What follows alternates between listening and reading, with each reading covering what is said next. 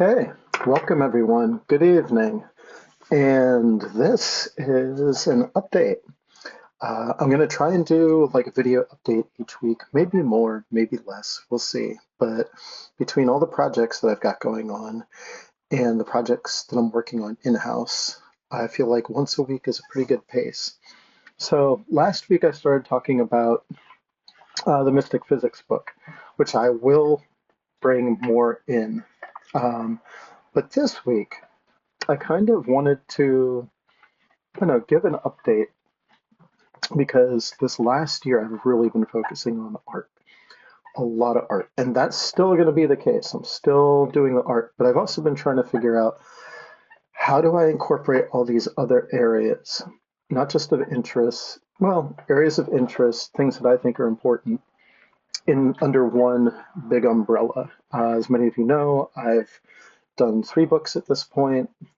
One on geometry, one on poetry, one a classical dialogue, trying to determine whether consciousness might be primary in the universe.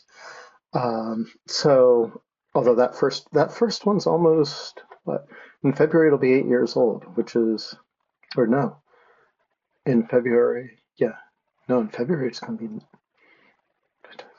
yeah, it'll be 8 years old. So, um, 6, 7, 8, yeah. Which is pretty amazing to me. So, how do we bring all these things together? How do I bring all these things together so they actually make sense for you, the audience? And you may have noticed the tagline at the beginning of this video or that I posted, and it's breathing humanity back to life. And this is going to be, you're going to see some new things too, which is I feel really neat, but really important. So you're still going to see the art. You're still going to see the books. You're still going to see websites and publishing that I do for other people. My tagline for this last year has been like, I can only work with people that still have a soul. So for people that are really looking to, and this is where the tagline comes in with breathing humanity back to life. It's people that are craftspeople that are true professionals and true professionals in the sense of either in the process of mastering or masters at their craft from a heart-based approach. This is not for people that are just looking to make a ton of money and retire. There are plenty of people out there that are going to work with you that only care about money. That's easy to find in this Western culture right now. What I'm about is something completely different. And this also gets into AI as well. So when I talk about breathing humanity back to life, this is a huge issue, huge thing in Western culture, at least in the United States here. And I saw it really glaring in Italy, where craftsmanship is still, I mean, it's revered. So yes, can you do things in AI? Sure. Can you get a book to write AI for you? Yeah, you can. Can you get an AI to do something that some people would call art? Yes, you can. That's not what I'm about at all. I don't use AI. I do know people that regard themselves as professionals that have used AI to do things which I don't find morally correct, at least if you're creative. And I'm going to take a stand here, and I may get blowback, but that's how it is. I've known people that are regarded as professionals that have used AI to generate ideas. To me, this is the core of creativity. Once you have an idea that you can run with, if you have skills, you can do almost anything with it. So it's that generative ideation, that idea making, that idea creating, that bubbling up through dialogue if you're working with a client, that's so important to me. And this is really how you get something unique that resonates with people, with human beings. And this is craftsmanship. This is old world craftsmanship where you're really having either dialogue with the materials that you're using. Like for my art, I use pen and ink. I use an old school nib. I use watercolors with primaries that I mix by hand. this is my choice. This is what I'm about. For me, it's the handcrafted. I can, it's not even about matching the color. I can get the color that's the right feel for what I'm trying to evoke or what I'm trying to capture and share.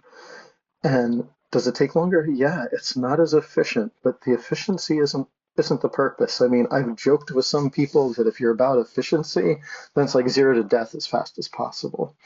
And that's really where our culture is going in a lot of ways. It's like just everything's disposable. But if you get something that's really, really handcrafted, it has a different feel. And this includes websites and anything in design work. Art, you definitely see it.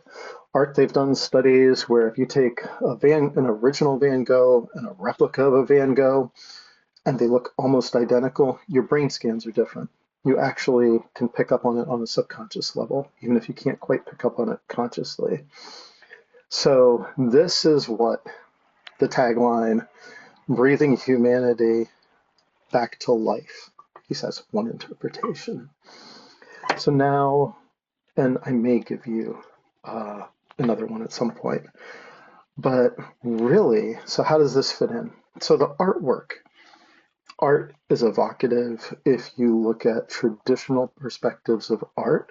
Modern art has gone a different way in a lot of ways, but traditional art was set up to remind people that there is actually beauty in the world. It was supposed to evoke something from the heart that would allow them, and I'm busy like, sighing, because it was supposed to bring that about.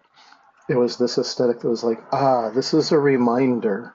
If you look at the samurai, when they came back from battle, they would do calligraphy, they would do flower arranging. They would bring themselves back from this place of horrors, and they would find beauty in the world again and find beauty within themselves and appreciation for life. And that to me is really what I strive for with art. It's that recognition. It's that, it's that bringing back of memories. And by beauty, it doesn't mean that it's one-sided, where everything is, gummy bears, flowers, and rainbows and blue skies. Da Vinci is really clear on this, that like if you're beauty, you're painting something, you need, and this is a thing in painting anyway, to make your lights pop, you need to hit the darks really hard. I've had a friend of mine at the beginning of the year who works at a local graphics place. She's like, you need to, every time I go in to scan something, the beginning of the year is like, you need to push your darks. You need to push your darks. It's going to make your lights look better. And it does. And there are even tutorials online that are like, do your darks first, make them really dark, and then add the light, and boom, it hits. Harder to do with watercolor, at least for me. But what we're getting at is the idea of beauty isn't this sanitized view of the world. It's like a real view of the world, but it's also not just focusing on what people would call the negative or the dark aspects. The dark aspects are there, they're important. The light aspects are there as well. The two harmonize and balance and interact with one another and really give this world form from like an artistic, from a realist, but also artistic point of view. So there's still going to be a lot of art. So that's where the art fits in with the art and this idea of breathing humanity back to life. Now, the books, same thing.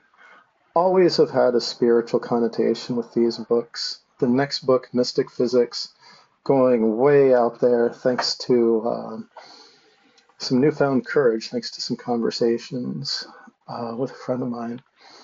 And so that fits in too, because what I'm looking for is, all right, how do we work with, is there possible to have a different view, a different experience of the world? And the mystic physics really, to me, showcases some of these things by looking at wholeness instead of fragmentation. We're not saying that there aren't parts and pieces, but it's more like the fingers in the palm of a hand.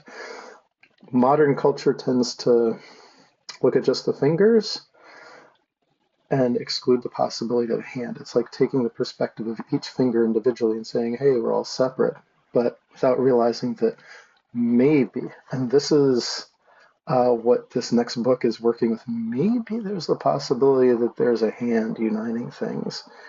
It's actually helping us wave and move. That we're part of. We're participants. We're not just separate pieces, but we're participants. And you'll find out more about that in the Mystic Physics series. I'm also bringing back website design and graphic design work. Once again, for true craftspeople that also share a similar worldview or perspective, where humanity, relationships, things like that, relationships with human beings, relationships with the world, relationships with nature are important to them. And these are the types of people that I'll be working with and want to work with. So if you're stuck and you can't find someone to dialogue with that actually is going to sit and listen to your vision, that has more to do with those aspects than just making a pile of cash, talk to me. I've got almost 30 years of experience in the design world and website design world, so I've seen a lot. And the real magic is in the talking, the dialoguing with people. So we're going to be bringing that into play. Also movement. Background in martial arts, self-defense. I taught at university for a number of years and had my own curriculum. So I'm going to be bringing movement and stillness, because I've also had training in yin yoga and restorative, so, and some breath work. So bringing that in, once again, why? Bringing yourself back to you, breathing humanity back to life, right? So bringing the human aspect in. And let's see, anything else? So self-defense, martial arts, things like that. You're going to see some different posts. This is like so expansive. And then finally, for people who not just want to publish online, but actually want to publish a book, I do and have done very limited typesetting for people. So that's kind of where it goes, but it's all in this interest. It's all in the service of breathing humanity back to life. So how do we bring our humanity into these things? How do we build a relationship with others? How do we build relationships with clients and people that we, make a book for? Because let's face it, if you're an author like I am, you're not writing the book for yourself. You're writing to learn. You're learning the whole time and things are uncovering. But eventually that book needs to be done, and it's for somebody else. It's a present for them in a lot of ways. And same with even a website. It might be for your business and presenting what you offer and presenting your craftsmanship or your offerings. But at the end of the day, it has to be in a language that others will understand. And the art evocative, ideally. Like what I try to do is, when I'm doing art, I let go and I navigate by feel. Same when I'm mixing color. And the idea is that if I'm feeling something, when I'm doing something, when I'm writing, when I'm creating a piece of artwork, hand-done artwork, with a pen and ink and a watercolor, then there's a chance. There's at least a chance. And you can't control this. You have to let it go. But there's at least a chance that someone looking at it will feel something as well. So this takes a lot of responsibility. This is calling attention to a lot of responsibility within the creative community. And I feel like as creatives, if there are other creatives out there listening, we have a responsibility to really keep the humanity going. AI, it's efficient, it's fast. Maybe there's things you can do that you'd never be able to do otherwise. But where's the relationship? Relationships are messy. It's just like paint. And they're supposed to be messy. Like, I can't tell you how many times I've gotten ink, like an ink smudge when I'm inking. That is part of the piece. That is part of the beauty of the piece. That is part of the hand-done piece. These are things I've had to learn to let go of, because that India ink is permanent, permanent, permanent. So if you have that, there's a messiness to it, but that's honest. That's how life is if it's lived. And that's really what we're getting at, is this, it's more honest, in my belief, if we breathe that humanity back to life. And yeah, and there's other translations of this phrase, which is why I enjoy it. And if you know me, I've done a poetry book and play a lot, like the Mystic Physics book.